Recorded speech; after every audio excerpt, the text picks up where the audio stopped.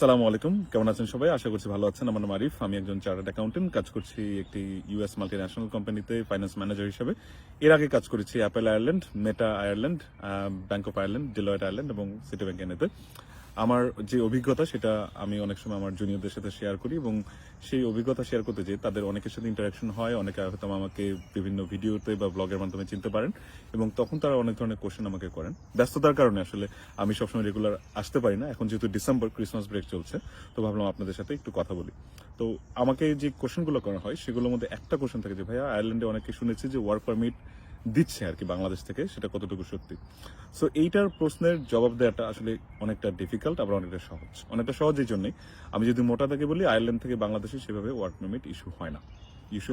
এই জন্যই বলছি যে আয়ারল্যান্ড তখনই হচ্ছে বাংলাদেশ থেকে ওয়ার্ক পারমিটের মাধ্যমে লোকজন নিয়ে আসবে যখন তারা দেখবে আয়ারল্যান্ডে স্কিল শর্টেজ আছে, আয়ারল্যান্ডে সেই ধরনের ক্যান্ডিডেট নেই যারা কিনা হচ্ছে এখানে বাংলাদেশ থেকে সরাসরি আয়ারল্যান্ডে আসতে পারে। তো সেখানে আয়ারল্যান্ড থেকে কিভাবে বাংলাদেশ থেকে কিভাবে আয়ারল্যান্ডে মানুষজন আসছে, যদি আমি বলি যে একেবারেই আসছে না, ব্যাপারটাও সত্যি না, কিন্তু আবার যদি বলি আসছে, সেটা হচ্ছে মিথ্যা। আমি কমপ্লিকেটেড না করে আমি সহজ ভাষায় বলি যে আয়ারল্যান্ড থেকে অনেক সময় দেখা যায়, যেমন বুচার, আমি ছোট্ট একটা উদাহরণ দিচ্ছি, যেমন বুচার তো বোঝেন বাংলাদেশে কসাই, সো এটার একটা সংকট হয়ে গিয়েছিল। তখন যেটা করলো আয়ারল্যান্ড গভর্নমেন্ট, যারা ওয়ার্ক পারমিট পজিশনগুলো আছে বা এখানে যারা বুচার শপগুলো আছে তাদেরকে পারমিশন দিয়েছিল যে ঠিক আছে, ফর দ্য টাইম বিং তোমরা হচ্ছে কিছু বুচার নিয়ে আসতে পারো বিভিন্ন দেশ থেকে। তখন দেখা গেল বাংলাদেশ থেকে দু একজন বুচার আনতে পেরেছে তারা ওই কোটাতে বা ক্যাটাগরিতে। তো এটাকে এমনভাবে প্রমোট করা হয়েছে যে আয়ারল্যান্ডে হচ্ছে বুচার আসা যায়, কিন্তু ব্যাপারটা কিন্তু সত্যি ছিল? ব্যাপারটা কখনোই সত্যি ছিল না। অনেক সময় দেখা যায় কোভিডের সময় 2020-21-এর সময় রেস্তোরাঁ ব্যবসা বন্ধ হয়ে গেছিল, বা রেস্তোরাঁ ব্যবসায় যেহেতু মানে এখানে আয়ারল্যান্ড গভর্নমেন্ট যেহেতু সাবসিডি দিত, মানে যারা হচ্ছে আনএমপ্লয়মেন্ট বেনিফিটটা দিত কোভিডের সময়, তখন দেখা গেছে অনেকেই রেস্টুরেন্টের যে কাজ করতো পোর্টার হিসাবে বা হচ্ছে ওয়েটার হিসাবে তারা ফেরত যায়নি। আমি আইরিশদের কথা বলছি। তখন আয়ারল্যান্ডের রেস্টুরেন্ট ইন্ডাস্ট্রিতে বেশ বড় একটা সংকট দেখা দিয়েছিল, স্টাফ সংকট। তো তখন যেটা করলো আইরিশ গভর্নমেন্ট বললো ঠিক আছে, রেস্টুরেন্টের ওয়ার্কার তোমরা আনতে পারো চাইলে। তো ওইটা করতে যেয়ে দেখা গেল যে বাংলাদেশ থেকে কয়েকজন হয়তো এসেছে, সেটাকেই ব্র্যান্ডিং করা হয়েছে যে আয়ারল্যান্ডে ওয়ার্ক পারমিট হয় বা এরকম। তো সেটা নিয়ে কিন্তু অনেক বাণিজ্য হয়েছে বাংলাদেশে, যেটা আমি শুনেছি, যেটা সম্পূর্ণ মিথ্যা এবং ভিত্তিহীন একটা বেসিসের উপর। তো আমি এই জন্য আগে বলেছি আমি একদম ডিরেক্ট কোন অ্যান্সার দিইনি, এবং ডিরেক্ট কোন অ্যান্সার আসলে অ্যাপ্লিকেবল না। আমি ভিডিওটা যখন করছি, আপনি হয়তো দেখবেন যে আপনার এলাকার একজন ওয়ার্ক পারমিট হয়েছে, কারণ তখন হয়তো ওই পার্টিকুলার স্কিল সেটের দরকার ছিল আয়ারল্যান্ডে, এবং সেই অনুযায়ী মানুষ তাদেরকে আনতে পেরেছে। হোয়াইট কলার জব যেগুলো আছে সেগুলোর মধ্যেও আমি কয়েকদিন আগে আমার এক জুনিয়র আসলো এখানে ইলেকট্রনিক্স ইঞ্জিনিয়ার হিসাবে। সো সে একটি ডেটা যে সেন্টার সেখানে হচ্ছে ইঞ্জিনিয়ার হিসেবে জয়েন করছে।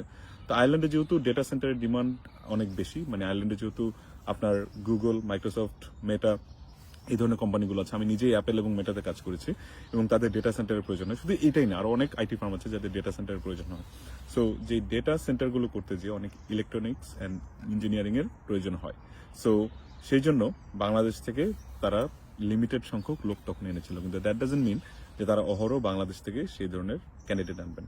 সফটওয়্যার ইঞ্জিনিয়ার যদি বলি, গুগলে হচ্ছে বাংলাদেশ থেকে রিক্রুট করে নিয়ে এসেছে, কিন্তু এই জিনিসটা আবার ছোট ছোট কোম্পানির জন্য করা অনেক ডিফিকাল্ট। তো সেই জন্য তারা যেটা করে, তারা এখানকার যারা স্টাফ তাদেরকে হচ্ছে রিক্রুট করে। সো এই কথাটা মানে হয়তো অনেকে ভাবতে পারেন যে আমি কোনো প্রিসাইজ অ্যান্সার দিচ্ছি না। প্রিসাইজ অ্যান্সার দেওয়াটা আসলে উচিত হবে না সেই জন্যই, কারণ যেটা বললাম যেটা আসলে অনেক সাবজেক্টিভ একটা ব্যাপার। অনেক সময় দেখা যায় ওদের প্রয়োজন হয় তখন আনে, আবার অনেক সময় বন্ধ করে দেয়। কিন্তু এটা এরকম না যে বাংলাদেশের জন্য স্পেসিফিক কোনো কোটা আছে বা বাংলাদেশের জন্য গণহারে তার কেউ ওয়ার্ক পারমিট দিয়ে নিয়ে আসতে হবে। সো আপনি যদি কারোর কাছ থেকে প্রলুব্ধ হয়ে থাকেন বা কেউ যদি আপনাকে এই চটকদার বিজ্ঞাপন দিয়ে থাকে, আপনাকে আসলে চিন্তা করতে হবে, আপনাকে অ্যানালিসিস করতে হবে, এবং সর্বশেষ আপনি কি ওয়ার্ক পারমিটটা পাচ্ছেন কিনা বা আপনি যে ভিসাটা সেটা পাচ্ছেন কিনা সেটা কিন্তু আয়ারল্যান্ডের ওয়েবসাইটে চেক করা যায়। এবং সে আপনাকে যে জবের প্রসপেক্টটা বলছে, এখানে যে কোনো জেনারেল স্কিম ওয়ার্ক পারমিটে কেউ যদি জব দিতে চায় আপনাকে, সেই জবটা সার্কুলেট করতে হয় এখানকার লোকাল মিডিয়াতে বা হচ্ছে রিক্রুটমেন্ট পোর্টালগুলোতে। সো কেউ যদি আপনাকে প্রলোভন দেখে, আপনি অবশ্যই চেক করে নেবেন সেই জবটাকে সেই পোর্টালগুলোতে পোস্ট করেছে কিনা, সেই জবটা কতদিন সেই পোর্টালে পোস্টেড অবস্থায় আছে, এবং আপনার কাছ থেকে যদি টাকা নেয়, চেষ্টা করবেন প্রথমেই তাকে পুরো টাকাটা না দিতে একটা অ্যাডভান্স দেবেন মিনিমাম, এবং তাকে বলবেন যে ভিসাটা হলে তারপর আপনি টাকাটা দেবেন। এবং ভিসাটা আপনি অবশ্যই আয়ারল্যান্ডের যে গভর্নমেন্টের ওয়েবসাইট, ভিসার যে ওয়েবসাইট, সেখানে যে আপনি চেক করতে পারবেন। আশা করছি ভিডিওটা সচেতনতামূলক ভিডিও হিসেবে আপনাদের কাজে লাগবে, এবং আপনারা কেউ অবশ্যই টাকা দিয়ে প্রতারিত হবেন না, যে কেউ আপনার সাথে প্রতারণা করতে চাক না কেন। এবং যেটা বললাম যে কিছু কিছু ক্ষেত্রে জেনুইন ওয়ার্ক পারমিট আছে, নেই যে ব্যাপারটা ওরকম না, কিন্তু যদি থেকেও থাকে আপনারা অবশ্যই আপনাদের নিজেদের এন্ড থেকে সেটাকে চেক করে নেবেন, ভেরিফাই করে নেবেন। এর আগে কখনোই আপনারা অবশ্যই মানে হচ্ছে কাউকে একদম সম্পূর্ণ টাকা বা টাকা পয়সা দিতে যাবেন না। ধন্যবাদ। আসসালামু আলাইকুম।